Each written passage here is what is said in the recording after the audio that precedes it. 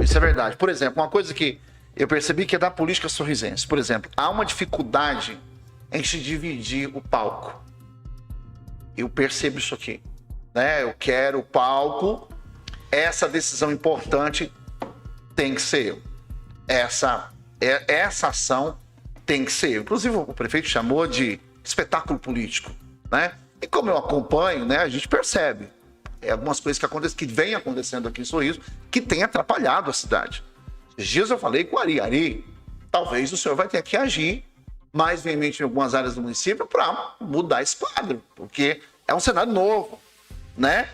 Que uma coisa que já era latente antes começa a ficar mais latente agora, às vésperas da eleição.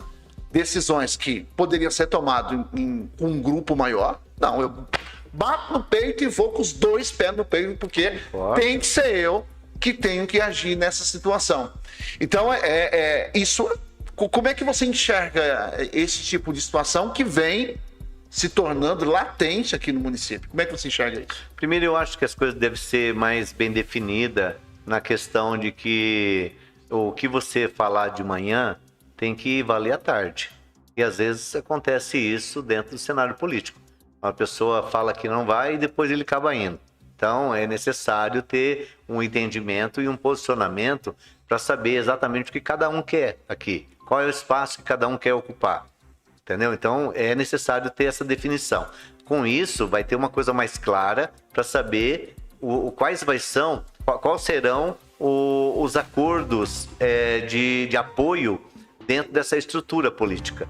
Se não tiver, se tiver esse cenário onde você não tem essa certeza, eu acho que fica um cenário caótico, com falta de maturidade para discutir política. É necessário você ter uma maturidade de falar, eu quero isso, e bater o martelo e ser aquilo mesmo. Já está definido.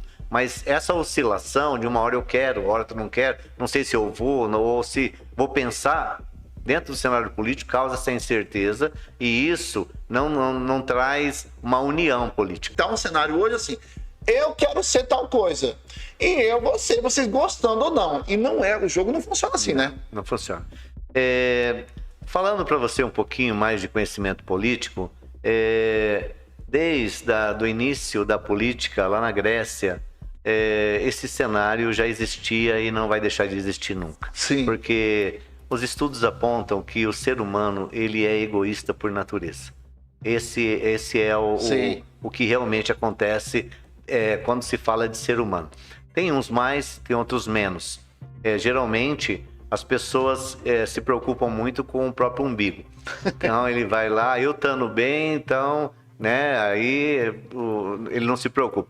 Então, todo mundo que vai ali no cenário político, ele passa por uma prova de fogo, né, de falar, você abre mão e eu vou? Não, abre mão você, entendeu? Então, fica esse jogo e esse entendimento, ele deve ser mudado da seguinte forma.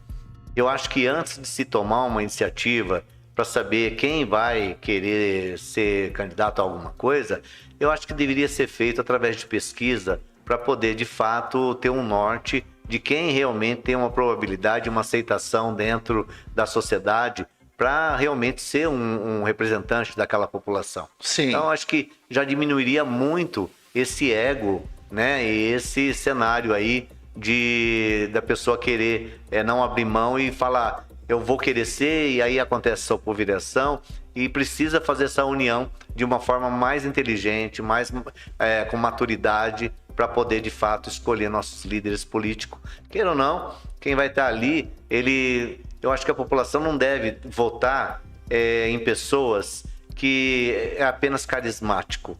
Ele vai lá, tem um hábito de abraçar, ele gosta de cumprimentar todo mundo, ele é um cara muito bacana. O que essa pessoa vai produzir, o que ele vai trazer de benefício para o nosso município? Abraço, carinho apenas? Não, nós precisamos de muito mais. Nós precisamos sim dessa pessoa que trata as pessoas bem, porém é necessário ver o que ele traz na prática em relação a estar ali como um representante seu. É necessário saber se ele tem, assim, dentro da estrutura política, uma facilidade de desenvolver um projeto de lei, dele estar realmente empenhado, fazendo alguma coisa em prol do município.